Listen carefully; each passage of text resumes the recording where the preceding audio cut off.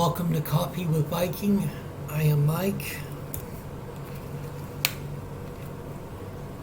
Cheers.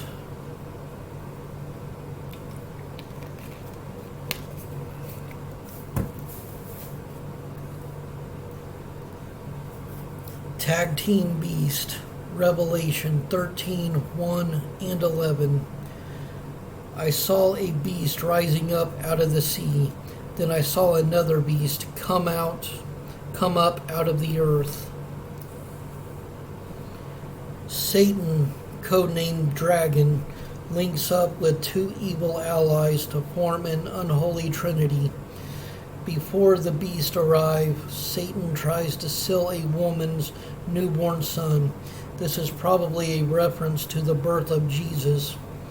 Clues: the son was to rule all nations and was snatched from Satan and caught up to God and to his throne. Revelation 12:5.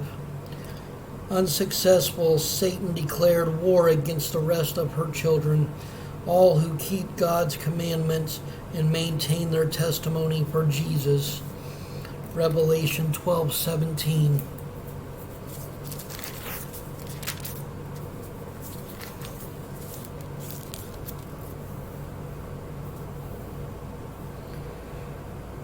And the dragon was wroth with the woman and went to make war with the remnant of her seed, which keep the commandments of God and have the testimony of Jesus Christ.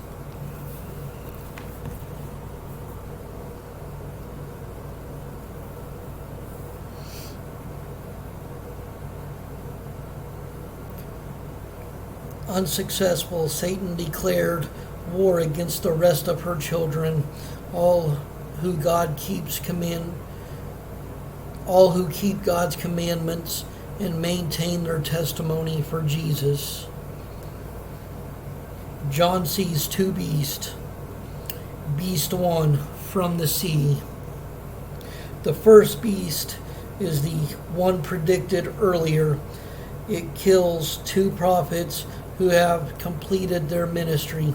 The beast that comes up out of the bottomless pit will declare war against them, and he will conquer them and kill them. Revelation 11:7.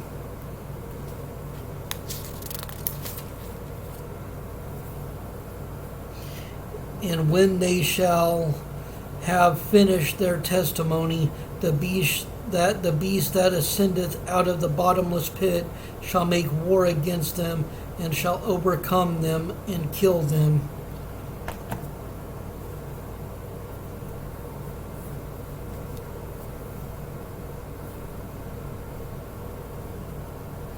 In chapter 13, this beast is described as coming from the sea.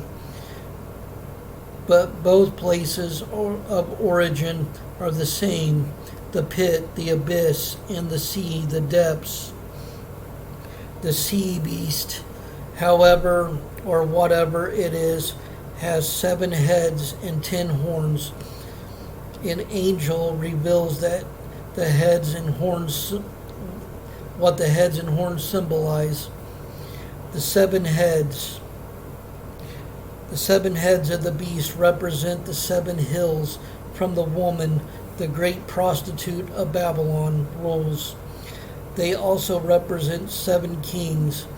5 kings have already fallen. The 6th now reigns, and the 7th is yet to come.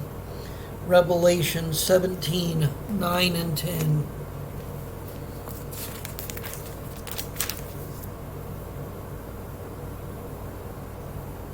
And here is the mind which hath wisdom. The 7 heads are 7 mountains on which the woman sitteth, and there are 7 kings. 5 are fallen, and one is, and the other is not yet come. And when he cometh, he must continue a short space.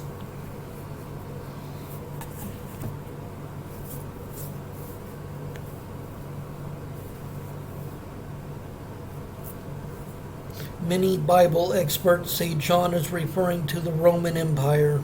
Rome is famous throughout the ancient world as the city built on 7 hills, and Babylon is a code for Rome. And I actually, based on my studies, I believe that the Antichrist will rise from Rome and bring back what the Roman Empire used to be, conquering the entire world.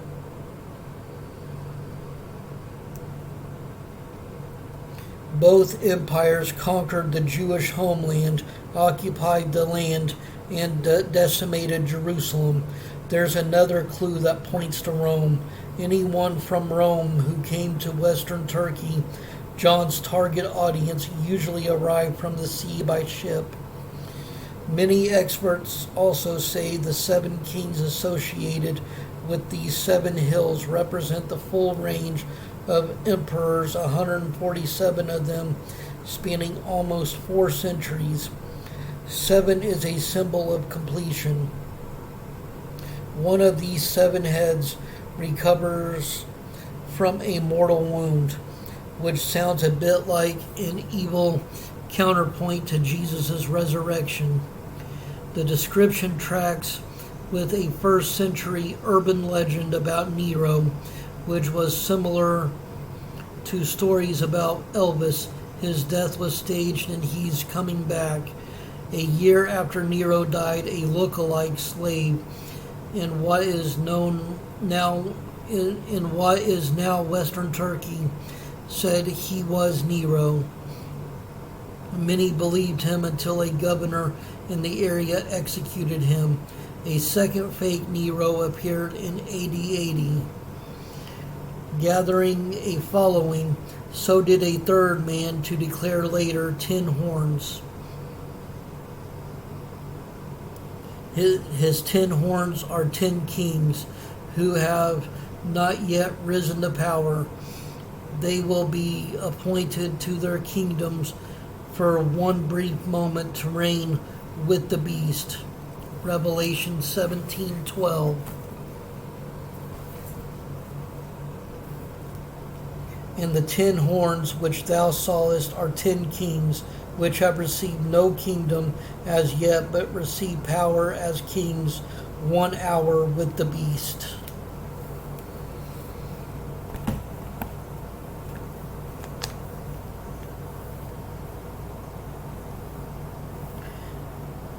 These may be client kings who ruled as the pleasure of Rome. Herod the Great was such a king. The Romans put him in power over the Jewish homeland and kept him there because he remained loyal to Rome. Now, beast 2, from the earth. This beast is often associated with the Antichrist.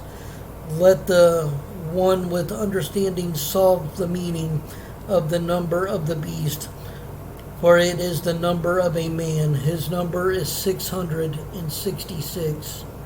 Revelation 13:18.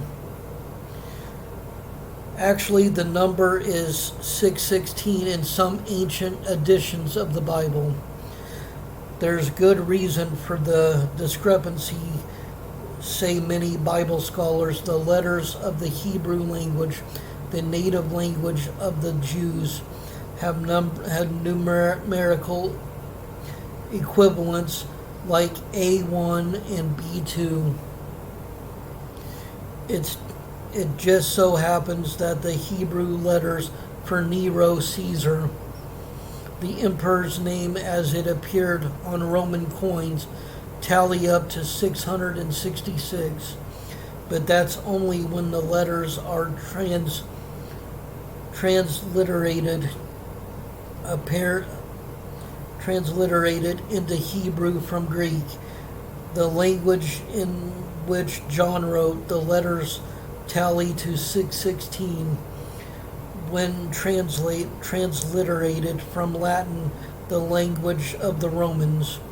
Transliteration works like this: pronounce the words in Greek or Latin, then select the corresponding letters and produce these sounds in Hebrew. When we take the translation one step further into English, we end up with two possible names: Neron Caesar when starting with Greek, or Nero Caesar when starting with Latin.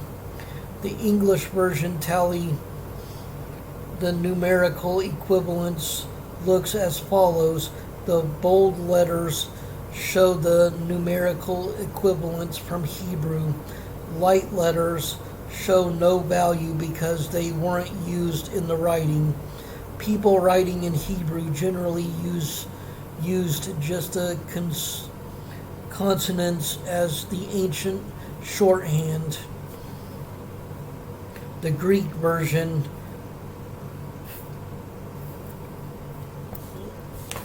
it'd be easier just to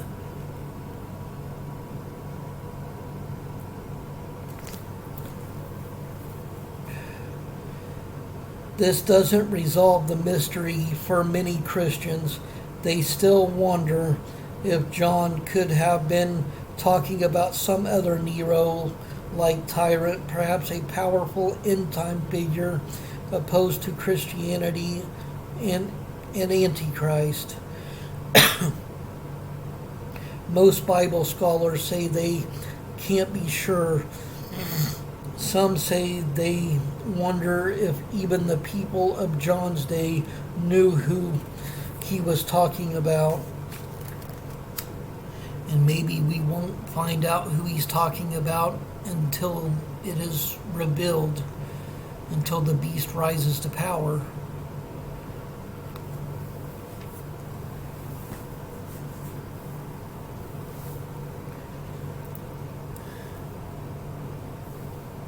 Stay blessed, stay caffeinated, and stand strong in God's Word.